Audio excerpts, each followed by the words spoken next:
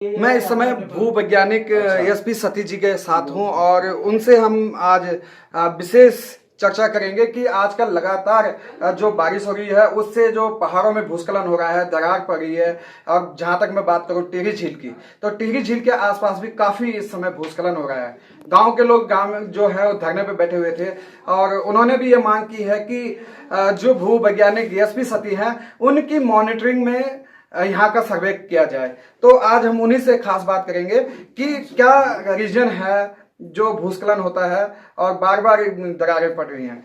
Sir, क्या मानते हैं आप कि जिस तरह से लगातार बारिश में, अधिकतर बारिश में ही भूस्खलन और दरार देखने को मिलती है, क्या कहना वो तो खैर एक सामान्य गतिविधि है कि बारिश के कारण जो सैचुरेशन पॉइंट, स्लोप्स का जो सैचुरेशन पॉइंट, दरारों में पानी जाता है उसकी वजह से चिकना बन जाता है और वो स्लोप को डाउनफॉल के लिए प्रमोट करता है। ये बात तो सच है, लेकिन जो जिस तरह से इस बीच पिछले 20-30 साल में जिस तरह से विकास के बड़े प्रोजेक्ट्स में तेजी आई है, उसका प्रभाव पड़ा है कि स्लोप्स में अधिकांश बृहद स्तर पर हमने स्लोप्स को डिस्टर्ब किया है, ढालों को डिस्टर्ब किया है। तो कालांतर में ये तो अवश्य दुष्परिणाम है कि ये नहीं होने थे। ये वैज्ञानिक बहुत पहले से लगातार, हम लोग भी और पूरे विश्व के वैज्ञानिक भी, अब तो ये सारी पूरे विश्व के वैज्ञानिक इस बात को ध्यान केंद्रित कर रहे हैं, लगातार फोकस कर रहे हैं कि भैया इतने बड़े पैमाने पर बड़े प्रोजेक्ट्स हिमालय में नहीं होने चाहिए। उन्हीं का पार्श्व परिणाम है। बारिशें पहले भी आती थी और खासकर बरसातों में तो हफ्तों तक बारिश रहती थी और लोग इस बात को रहते थे, बारिश रहती थी। लेकिन अब हर साल जो बड़े पैमाने पर भूस्खलन हो रहे हैं उसके पीछे मानवीय हस्तक्षेप बढ़ गया है, बहुत हद तक बहुत ज्यादा बढ़ गया है। ये कारण है।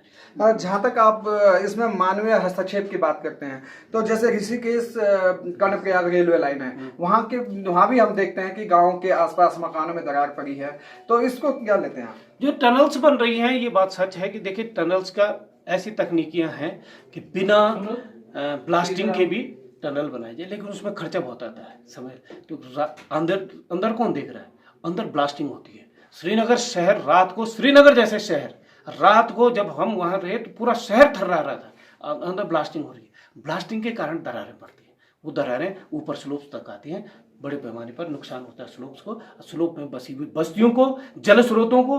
कई जल स्रोत जो रेलवे लाइन के अलोंग जो ऊपर जो स्लोप्स में थे, कई जल स्रोत सूख गए हैं, बड़े बड़े जल स्रोत भी सूख गए। खासतौर अब टिहरी झील की मैं बात करूं, क्योंकि टिहरी झील पर भी आपने स्पेशल रिसर्च की है। क्या मानते हैं आप, अब जो वहां पर जिस तरह से गांव में लैंडस्लाइडिंग हो रही है, क्या कहना है आपका? दरारें तो हैं, वहाँ दरारें पड़ी हैं, दरारें और बढ़ भी रही। मैंने कहा है कि जैसे ड्रॉ डाउन इफेक्ट होता है, झील का पानी एक साल में एक ही जगह नहीं रहता है, वो नीचे पहुंचता है स्तर उसका, फिर ऊपर जाता है, उसकी वजह से ड्रॉ डाउन इफेक्ट पड़ता है स्लोप से।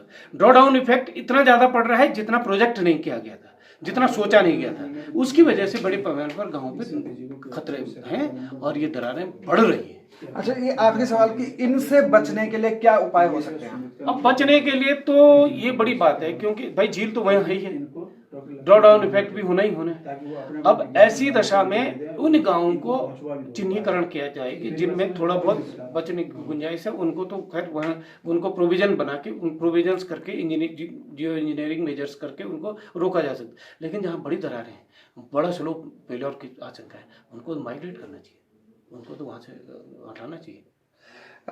भूवैज्ञानिक एसपी सतीश साहब का कहना है कि जहां पर भी बड़ी दरारें पड़ी हुई हैं और उसके आसपास जो भी आबादी रह गई है उनका वहां से हटाना जरूरी है, नहीं तो आने वाले समय में वहां कोई बड़ी जनहानि होने की संभावना हो सकती है।